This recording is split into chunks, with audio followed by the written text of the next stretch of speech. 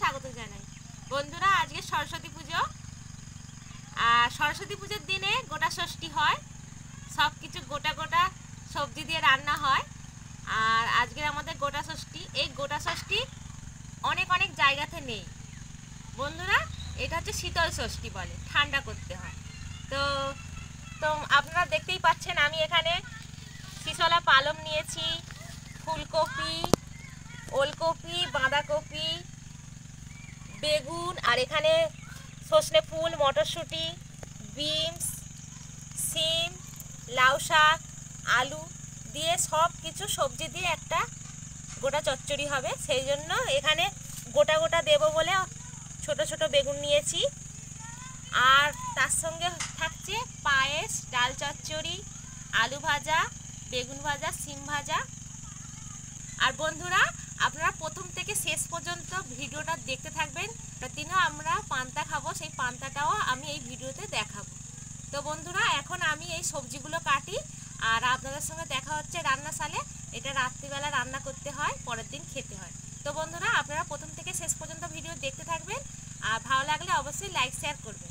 তাহলে চলুন, আমি ততক্ষণ এই সবজিগুলো কাটি।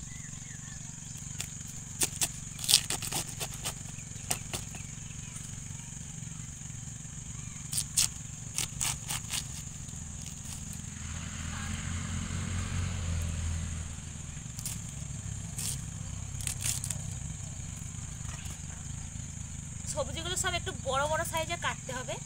একসঙ্গে সব সবজিগুলো কাটা দেখাতে পারবো না, কারণ ভিডিওটা অনেক বড় হয়ে যাবে। এই একই পদ্ধতিতে সব সবজিগুলো আমি কেটে নেব। বন্ধুরা, সবজি কেটে রান্নার কাছে চলে এসেছি। আর এই দেখুন, আপনারা দেখতেই পাচ্ছেন, সারি সারি সবজি কেটে সব লাইন ধরে রেখে দিয়েছি চুবড়িতে, থালাতে। এটা আলু ভাজা হবে, আর একটা বাগান চচ্চড়ি হবে। সেইটা হচ্ছে, এখানে আছে শিশলা পালং, আর লাউ শাক কেটে নিয়েছি, বাঁধাকপি কেটে নিয়েছি, এখানে আলু আর ওলকপি আছে, ফুলকপি, বিনস, গোটা সিম, গোটা গোটা বেগুন, মটরশুঁটি গোটা, আর ওখানে সিম ভাজবো আর বেগুন ভাজবো, আর সজনে ফুল আছে, সঙ্গে ডাল চচ্চড়ি করব। এখানে মটর ডাল ধুয়ে রেখে দিয়েছি, পায়েস হবে। এবার আমি রান্নাটা চাপিয়ে দেব, আপনারা দেখতে থাকুন। এটা সম্পূর্ণ নিরামিষ হবে। প্রথমে আলুগুলো ভেজে নেব। আলুর মধ্যে আগে থাকতে লবণ মাখিয়ে রেখেছি। এবার তেলের মধ্যে দিয়ে আলু ভেজে নেব।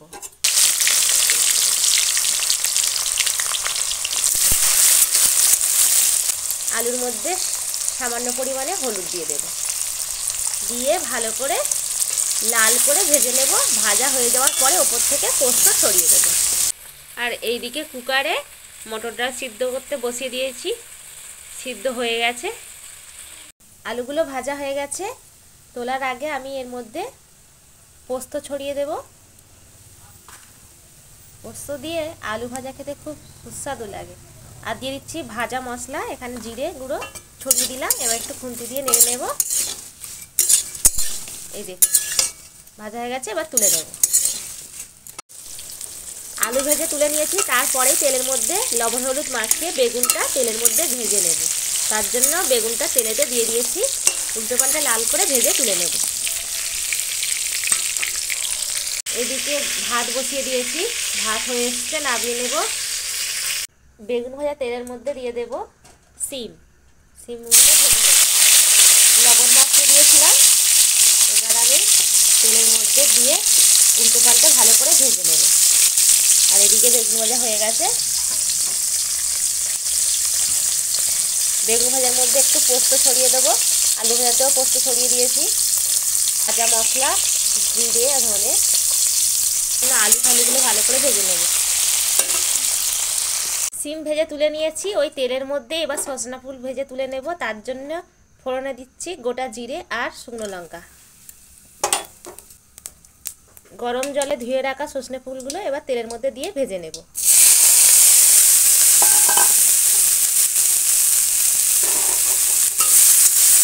দেব স্বাদ মতন লবণ। লবণ দিয়ে ভালো করে ভেজে নেব। বন্ধুরা, আপনারা দেখতে থাকুন।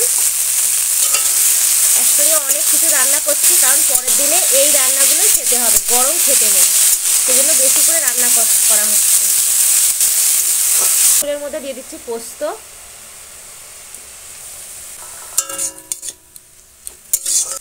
ডাল চচ্চড়ি বানানোর জন্য কড়াইতে সাদা তেল দিয়ে দিয়েছি। এবার দিয়ে দিচ্ছি ফোড়নের জন্য দুটো তেজপাতা, শুকনো লঙ্কা, 5 ফোড়ন, দিয়ে দিচ্ছি হাফ চামচ জিরে বাটা, হাফ চামচ আদা বাটা,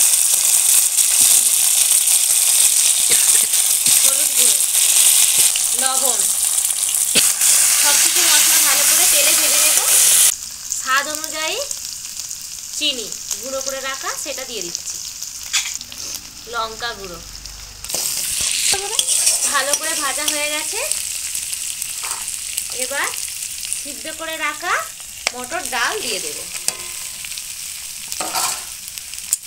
ভালো করে কষতে থাকবো। বন্ধুরা দেখুন ডাল চচ্চড়িটা সম্পূর্ণ রেডি হয়ে গেছে। দেখুন এবার এটা নাবিয়ে নেব, একটা থালার মধ্যে নিয়ে নেব, তার উপরেই ভাজা মশলা আমি ছড়িয়ে দেব।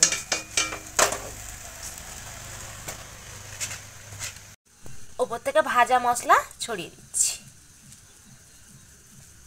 রেডি হয়ে গেছে ডাল চচ্চড়ি। এবার বাগান চচ্চড়ি বসাবো। বাগান চচ্চড়িটা বসাবো, তার জন্য ওলকপি আলু ভেজে নেব তেলের মধ্যে। বন্ধুরা দেখুন গোটা গোটা আলু, এই বাগান চচ্চড়িতে গোটা আলু, গোটা সিম, গোটা বেগুন সব কিছু গোটা গোটা দেবো, মটরশুঁটি। আপনারা দেখতে থাকুন। এর মধ্যে লবণ আর হলুদ দিয়ে ভালো করে ভেজে নেব। দিয়ে দিচ্ছি একটু লঙ্কা গুঁড়ো, হলুদ গুঁড়ো, লবণ দিয়ে বেশ ভালো করে আলু ওলকপি ভেজে তুলে রাখবো।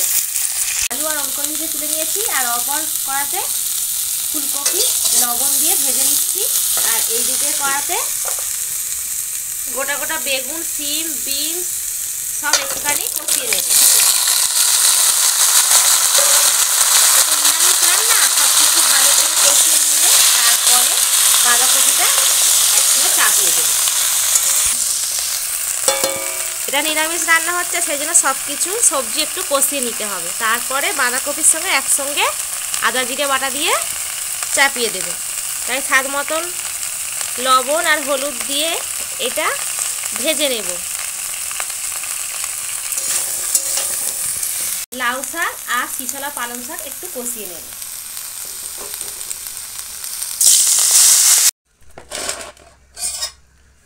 সব কিছু সবজি ভালো করে কষিয়ে তুলে রেখে দিয়েছি। এবার একসঙ্গে বসাবো, তার জন্য তেলের মধ্যে দিয়ে দিচ্ছি ফোড়নের জন্য তেজপাতা, শুকনো লঙ্কা,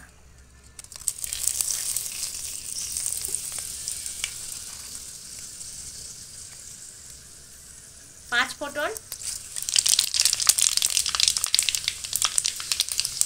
দিচ্ছি ভিজিয়ে রাখা কাঁচা মটর আর মটরশুঁটি,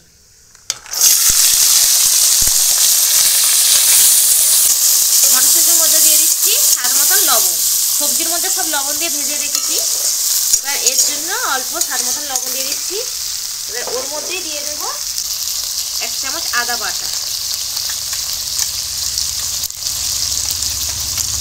জিরে বাটা 1 চামচ, 1 চামচ হলুদ,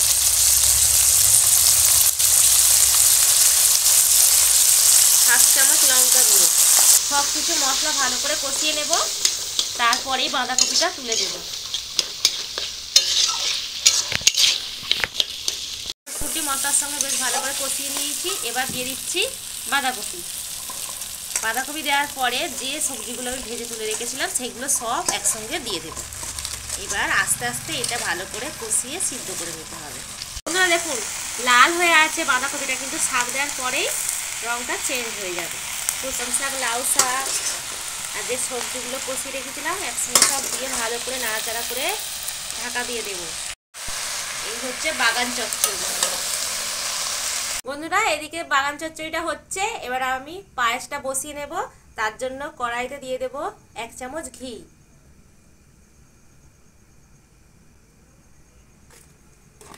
ঘিটা গরম হয়ে গেছে। এবার ওর মধ্যে ধুয়ে রাখা গোবিন্দভোগ চাল দিয়ে দেব। এর মধ্যে চালটা একটু ভেজে নেব। এরকম করে যদি আপনারা ভেজে পায়েস করেন তাহলে পায়েসের স্বাদটা আরো অসাধারণ খেতে লাগে। খুব বেশি ভাজবো না, অল্প আছে ভালো করে ভেজে নেব, লাল করব না।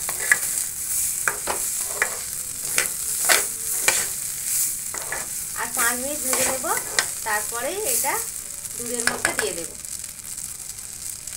ভাজা হয়ে গেছে, এবার নাবিয়ে নিয়ে দুধের হাঁড়িটা বসিয়ে দেব। আমি আজকে হাঁড়িতে করে পায়েস করব। এখানে 2 কেজি দুধ আছে। এই দুধের মধ্যেই এই পায়েসটা ফোটাবো। এবার ভেজে রাখা গোবিন্দভোগ চাল দুধের মধ্যে দিয়ে দিচ্ছি। এবার দিয়ে দিচ্ছি একটা তেজপাতা কেটে আর 3 পিস এলাচ, একটু মুখটা ফাটিয়ে নিয়েছি। এবার দিয়ে দিচ্ছি। এবার কিন্তু সব সময় নাড়তে থাকতে হবে, নাড়া বন্ধ করলে তাহলে নিচেটাই ধরে যাবে। চালটা সিদ্ধ হয়ে যাওয়ার পরেই আমি এতে চিনি দেব। তার আগে চিনি দিলে তাহলে আর চালটা সিদ্ধ হবে না। তার আগে কাজু আর কিশমিশটা আমি জলেতে ভিজিয়ে দেব। দিয়ে দিচ্ছি ধুয়ে রাখা কাজু আর কিশমিশ। এটা 250 গ্রাম গোবিন্দভোগ চাল ছিল, তার জন্য আমি 2 কেজি দুধ নিয়েছি। পায়েসটা ততক্ষণ হতে থাক, আর এদিকে দেখি চচ্চড়িটা কি হলো।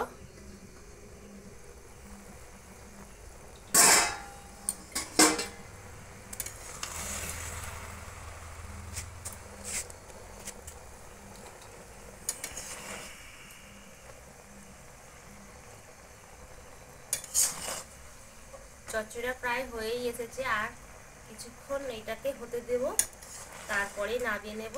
অনেকটা কমে গেছে।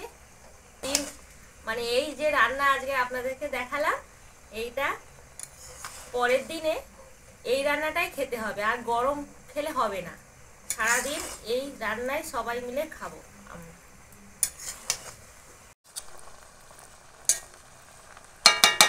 বাগান চচ্চড়ি রেডি হয়ে গেছে। আর নামানোর আগে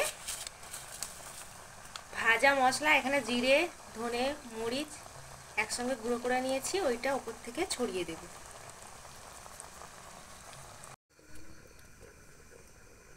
চালটা সিদ্ধ হয়ে গেছে, তারপরে দিয়ে দিচ্ছি স্বাদ মতন লবণ।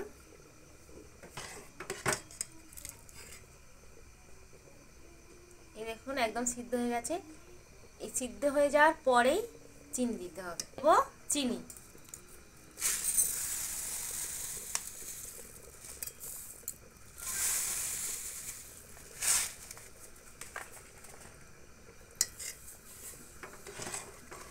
চিনিটা আপনাদের পছন্দ অনুযায়ী দেবেন, যে যেরকম মিষ্টি খেতে পছন্দ করবেন সেটা অনুযায়ী চিনিটা দেবেন। চিনিটা দিতে একটু পাতলা হয়ে গেল। পায়েসটা রেডি হয়ে গেছে। এবার আমি নামানোর আগে আরেকটু ঘি ওপর থেকে ছড়িয়ে দেব।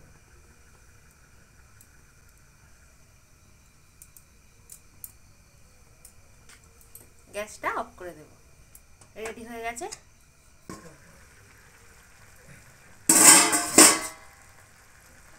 চচ্চড়িটাও রেডি হয়ে গেছে। আমি নামানোর 6-7 মিনিট আগেই ফুলকপিটা দিয়েছি। এই দেখুন রেডি হয়ে গেছে। এবার নামিয়ে নেব। আর আপনাদের সঙ্গে পরের দিন সকালে দেখা হচ্ছে। এটা আমরা পান্তার সঙ্গে খাবো। বন্ধুরা, কালকে মাম্মাম তোমরা দেখলে গোটা ষষ্ঠীর জন্য রান্না বানালো। তো বন্ধুরা, এখানে বাগান চচ্চড়ি বানিয়েছে, ডাল চচ্চড়ি, আলু ভাজা, সজনে ভাজা, সিম ভাজা, বেগুন ভাজা। আর বোন তো এসেই গেছে, খাওয়াও শুরু করে দিয়েছে। দাদাও এসে গেছে, আর সঙ্গে পায়েস দিয়েছে। এবারে চলো খাওয়া শুরু। খাচ্ছি বন্ধুরা।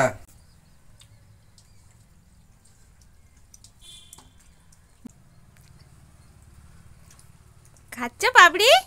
ভালো হয়েছে আলু ভাজা? খাও, নিজে হাতে খাও। যা খাবে খাও।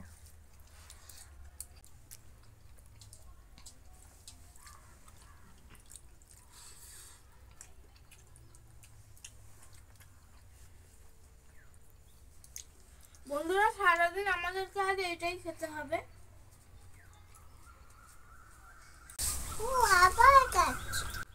দেখো মন বলতে কাজ খাইয়ে দি জিনিস খাই, অনেক সময় লাগবে খেতে, এত কিছু আছে। আর যদি আজকের ভিডিওটা ভালো লেগে থাকে তাহলে অবশ্যই একটা লাইক করে দেবে। আর তোমাদের কি গোটা ষষ্ঠী হয়েছে সেটাও কমেন্ট করে জানাবে। আর ভিডিওটাকে শেয়ার করে দেবে আর সাবস্ক্রাইব করে পাশে থাকা বেল আইকনটা হলে সেট করে দেবে। টাটা।